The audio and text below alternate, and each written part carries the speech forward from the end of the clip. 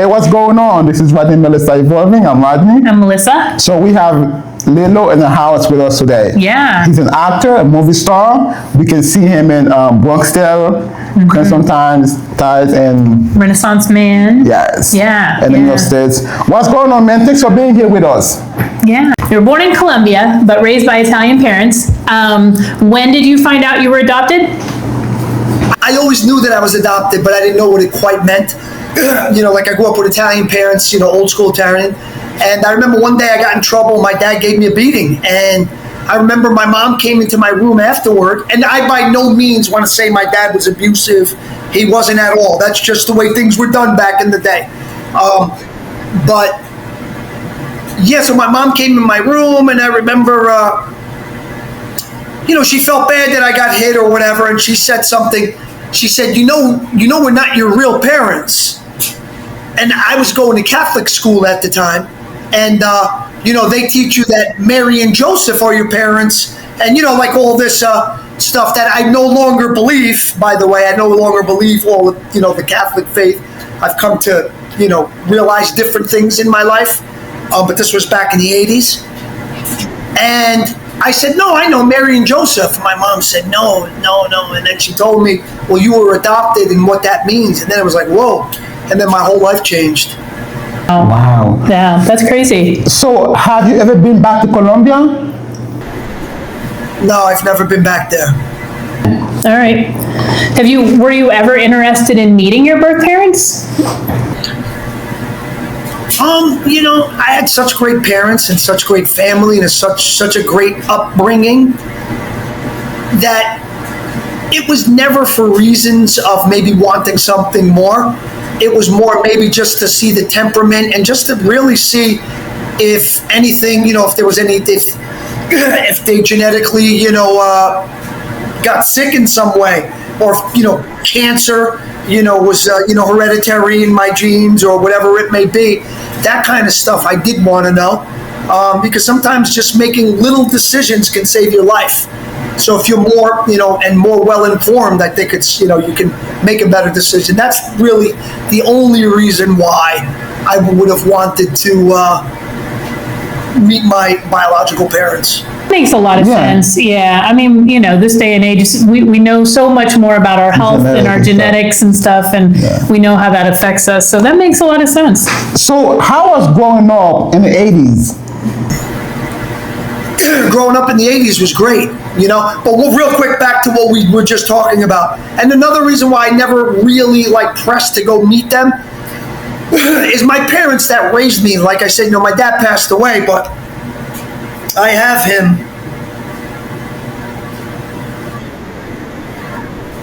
So, they were very good. My mom's still alive. They're very good people. So I never wanted to hurt them by going to, they always said, would you like to go find out who your parents were and this and that? And I always said no. They asked, but I know it would hurt them if I ever would have took them up on that opportunity and I would have went down there, because I know they would have thought what, did we not give them enough? But back to what he asked about, growing up in the 80s was great. I mean, obviously back then I didn't have anything to compare it to. We just lived it and it was great and we had a good time. But now, the 90s were good too for kids. The 90s were, but now it's like, I see my nephew and all these kids, they don't even go outside anymore. It's like back in the day, you couldn't get us inside. Now you can't get them outside. Now they don't want to go outside. My nephew, he's got his room. It looks like NASA. He's got lights and all computers and he's got flat screens. He doesn't leave that room. And he's got 90 things going on. He's chatting to one guy on one screen. He looks like it's like a big gambling operation. Like he's got all the screens. It's crazy. So he doesn't leave. He doesn't really want to leave. And I told him, I said, listen, you can have plenty of time to sit in a room and do that kind of stuff. You don't know. Since you like this, maybe you get into IT or something, whatever it may be. You have your whole life to be able to do this and sit behind a computer screen. But you got to go out there and do what is age appropriate now, because you may not be able to do it later. You know what I mean? I work out and stuff, so thank God I'm almost 50.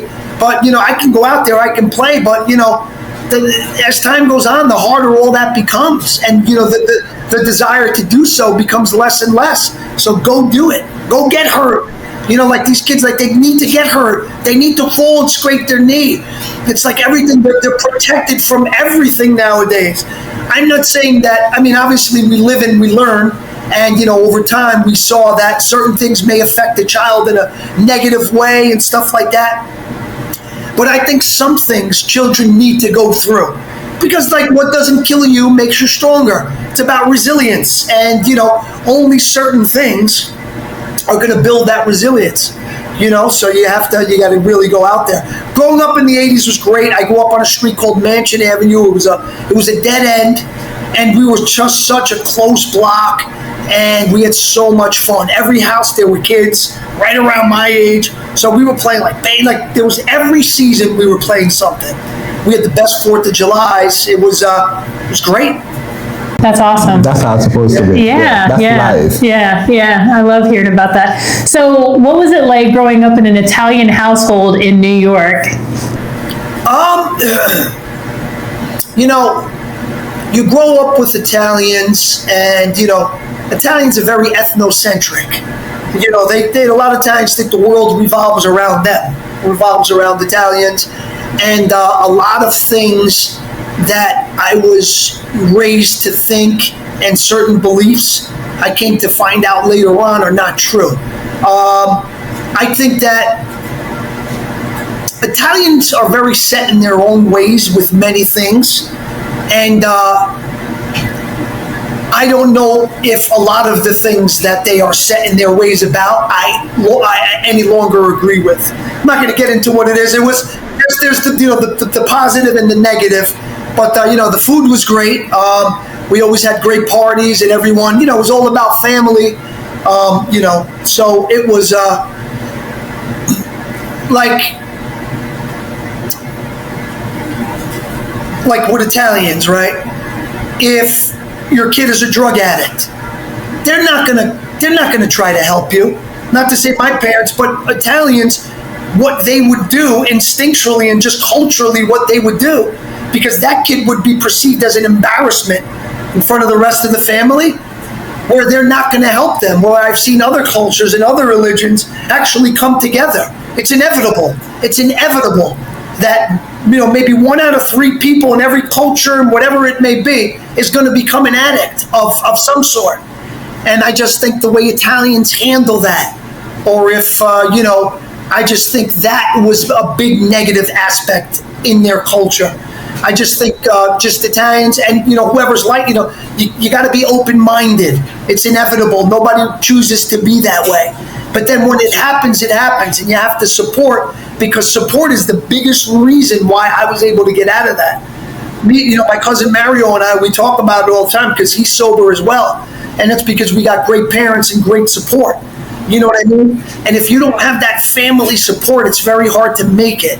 And I just think, growing up Italian, with certain things, they were very close-minded, and they are, as a culture, not every single one, but enough of them to say, and I just think it hurts them overall. If your child is a drug addict, or if your child is gay, you got to accept it. That's the world we live in today, and, you can't hide the kid, or, it's like, you're all they have. If you don't support them, who's going to support them, right?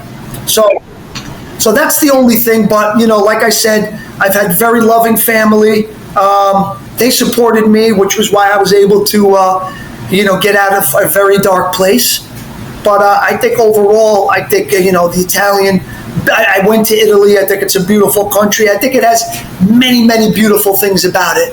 But the fact that I did struggle with drugs, and, and it's just that, where I think, not my mom and dad, but just some relatives and stuff like that, they kind of look at you and laugh, and like, you know what I mean, which is not the way it's supposed to be. It's not the way it's supposed to be. It should be like, hey man, are you okay? Why are you doing this? No one chooses to become that, and no one does that for no reason. When someone is acting out that way and self-destructing, that is because there's something wrong. So whatever they're self-medicating with, That's the solution. The problem is whatever they're suffering from, whatever kind of trauma that they're enduring at that time is the reason why they chose to act that way. Now, if you have the right support where someone can, someone actually knows why people do this and why people go, self-destruct, it's because there's something wrong. Normal, well-adjusted people don't just do that. You're not going to get a guy who's on top of the world, he's well-adjusted, let me go smoke crack tonight just for the hell of it. You got to be you got to be hurting, you got to be in a very dark place to be able to say, this is my solution right now, this is my only solution. Which I thought at one time it was. But then as time goes on, you realize that, there are many different other things and different things that I can use that are much healthier to cope with when I feel like that. Like working out. It's like, I worked out, saved my life working out.